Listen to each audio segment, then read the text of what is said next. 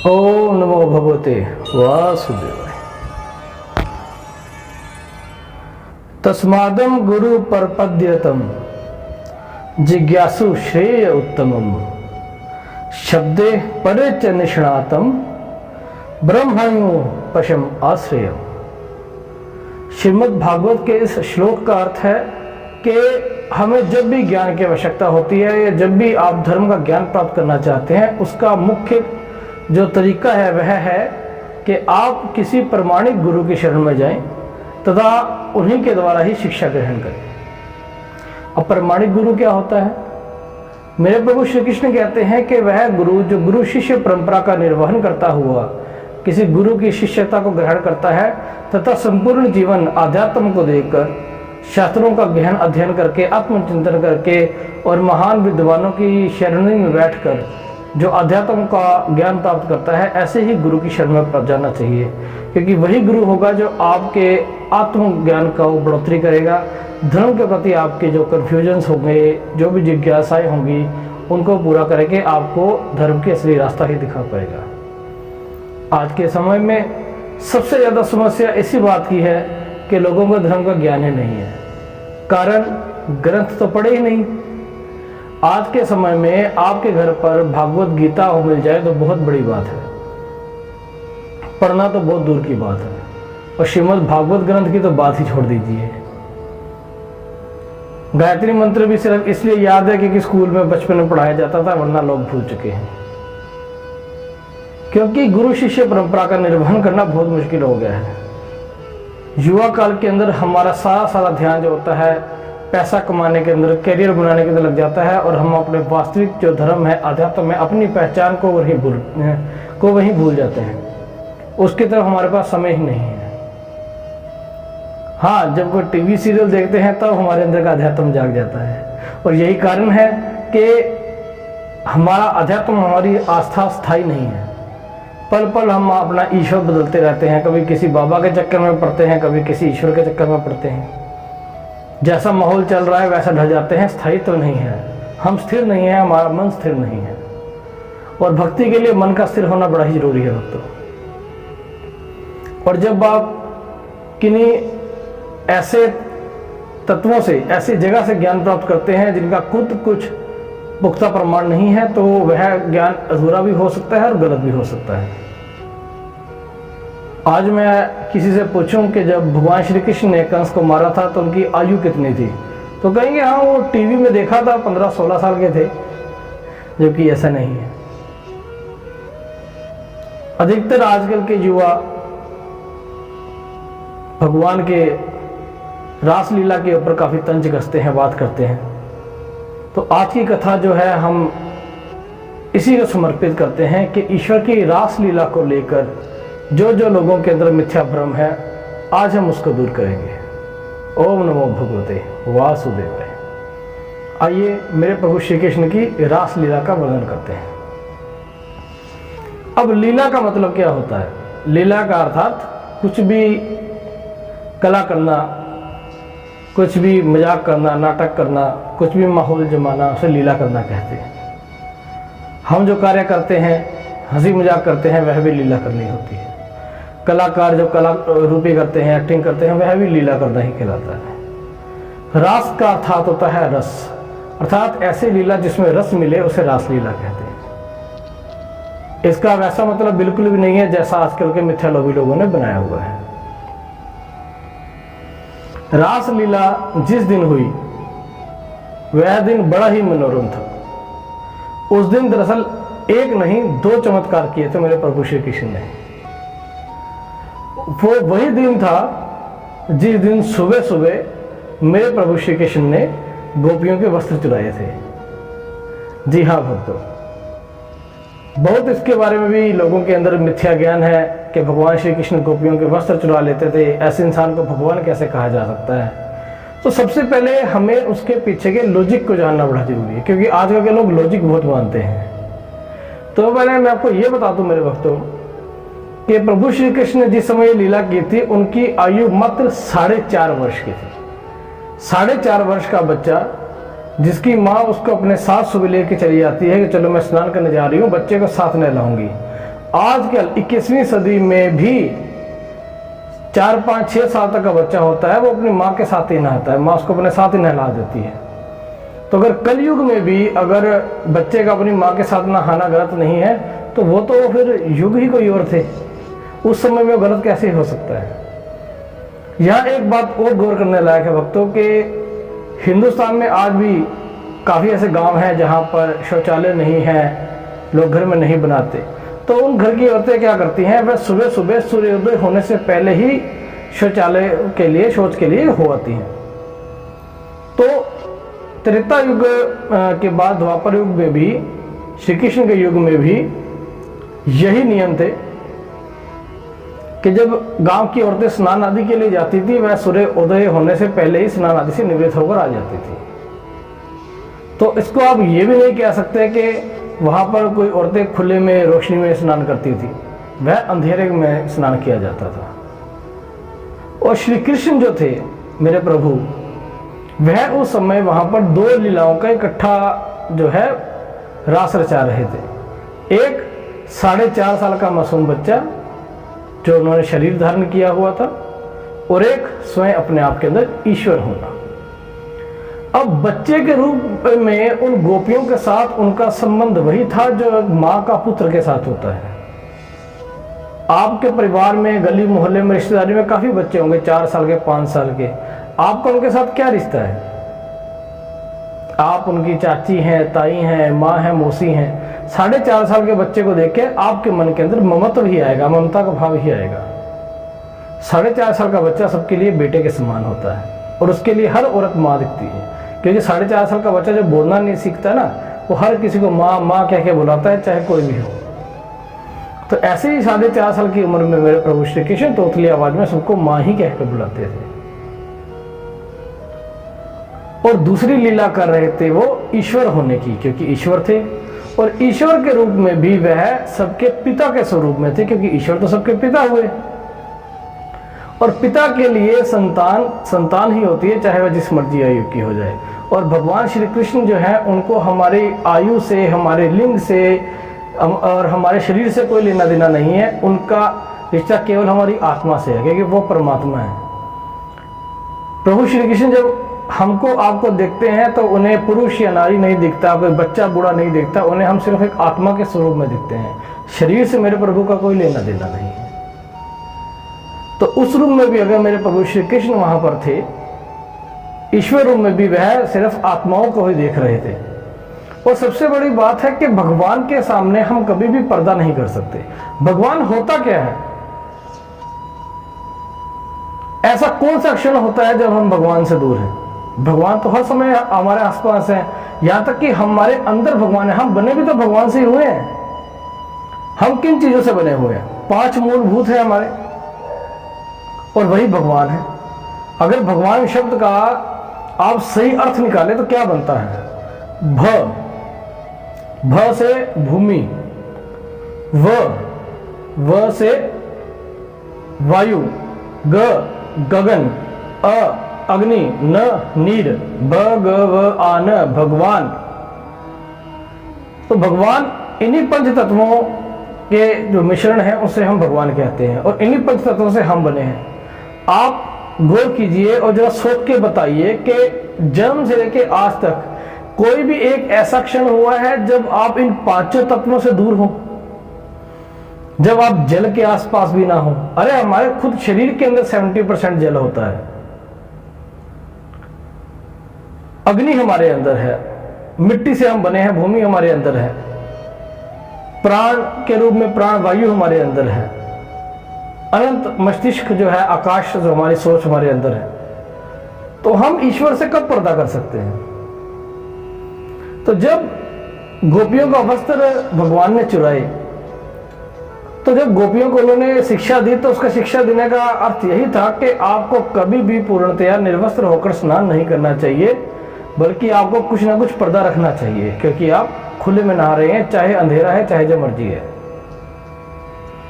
तो गोपियों को यह सिखाने के लिए भगवान श्री कृष्ण ने वह लीला रची थी।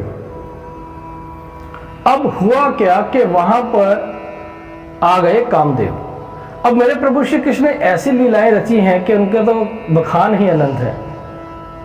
माया का इतना तगड़ा प्रभाव था कि बड़े से बड़े ईश्वर ब्रह्म देवता तक उनको पहचान नहीं पाए थे। वह एक अलग कथा है, उसका फिर कभी हम चर्चा करेंगे उसके ऊपर, मैं फिर कभी सुनाऊंगा। तो क्या हुआ कि कामदेव ने भी जब इस स्थिति में देखा तो वह भी भगवान को पहचान नहीं पाए और अपनी आदत के वश उन्होंने भगवान के ऊपर कामास्त्र चलाने की कोशिश की। अब एक तो वो ईश्वर, ऊपर से शरीर 4.5 साल के मासूम बच्चे का, तो उसके ऊपर तो काम वासना का कोई प्रभाव हो ही नहीं सकता।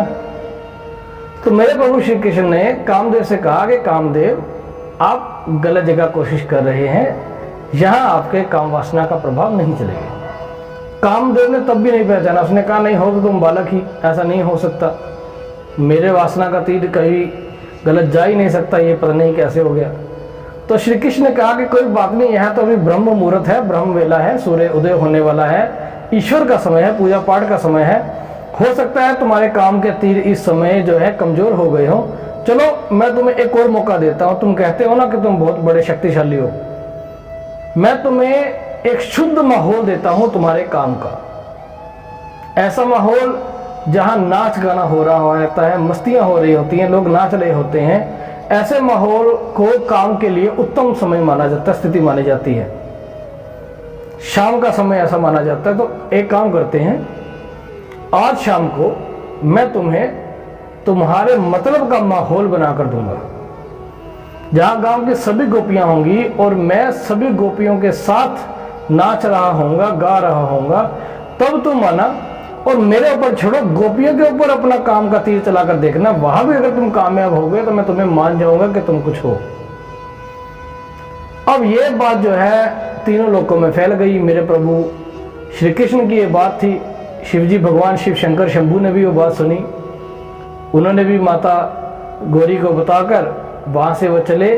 और आपको पता होना चाहिए कि रासलीला में भगवान श्री कृष्ण के साथ खेलने का, बातें करने का, मस्ती मजाक करने का आनंद लेने के लिए स्वयं भगवान शंकर भी गोपी रूप धारण करके आते थे।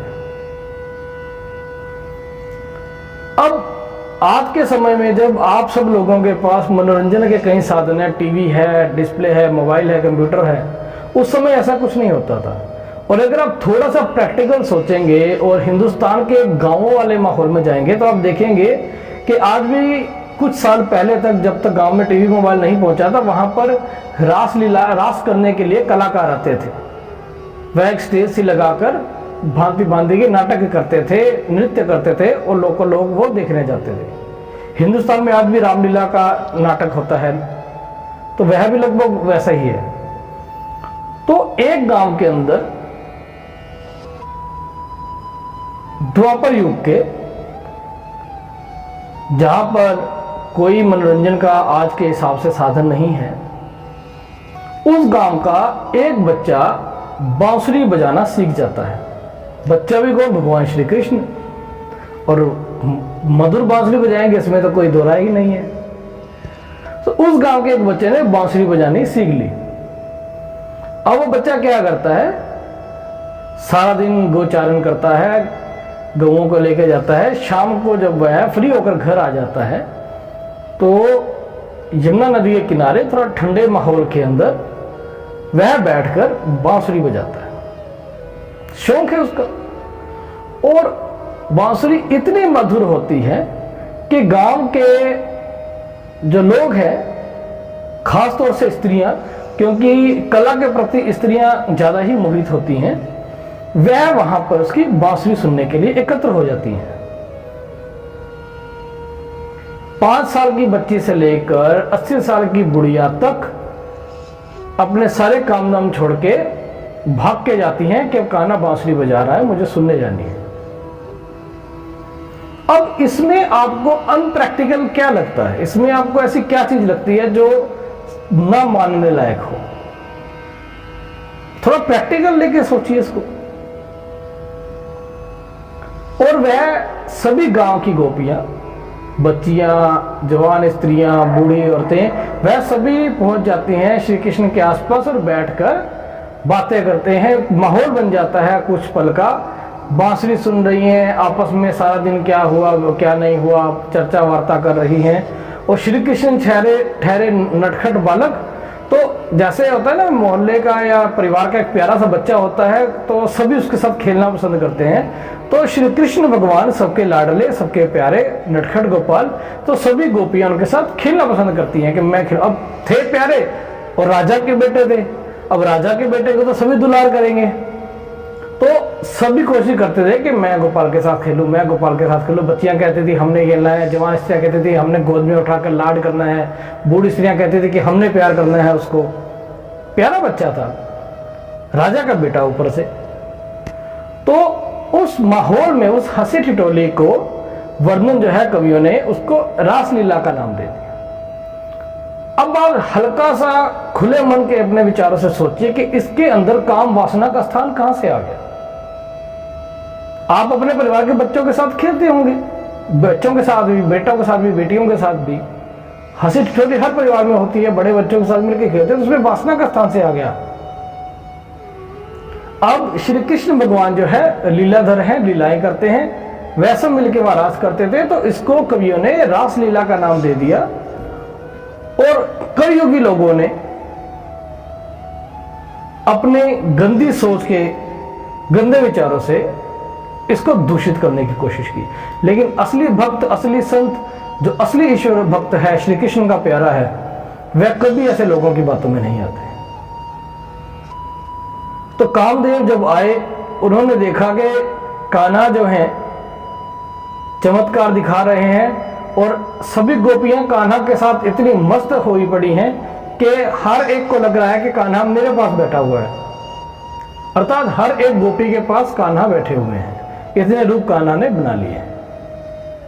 कान्हा 5 साल की बच्चियों के साथ खेल भी रहे हैं, क्योंकि खुद की भी तो आयु 4.5-5 साल की थी ना उनकी, तो बच्चियों के साथ खेल रहे हैं। जवान स्त्रियां उन्हें गोद में बिठा के खिला रही हैं, बातें कर रही हैं।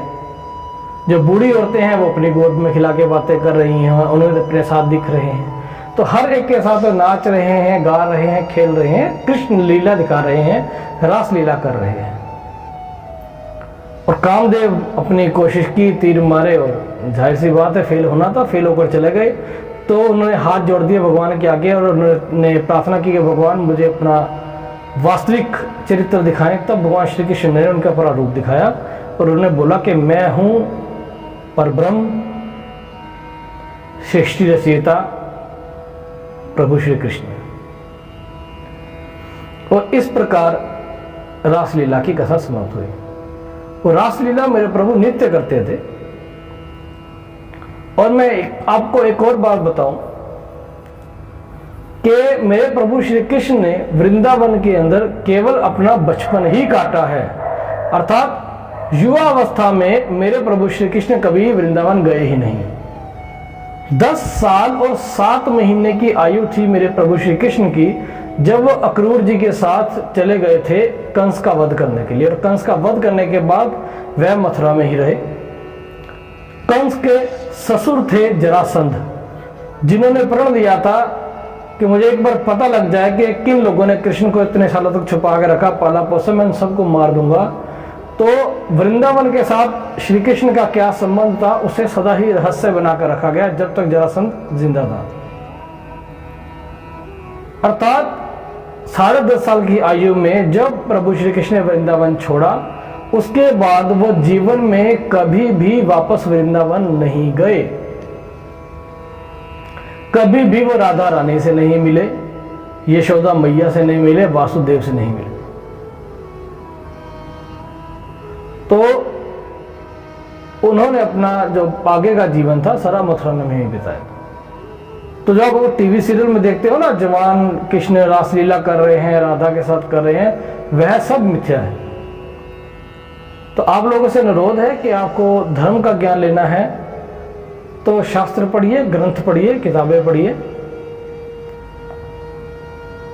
एक गुरु उदाहरण कीजिए, गुरु से ज्ञान लीजिए।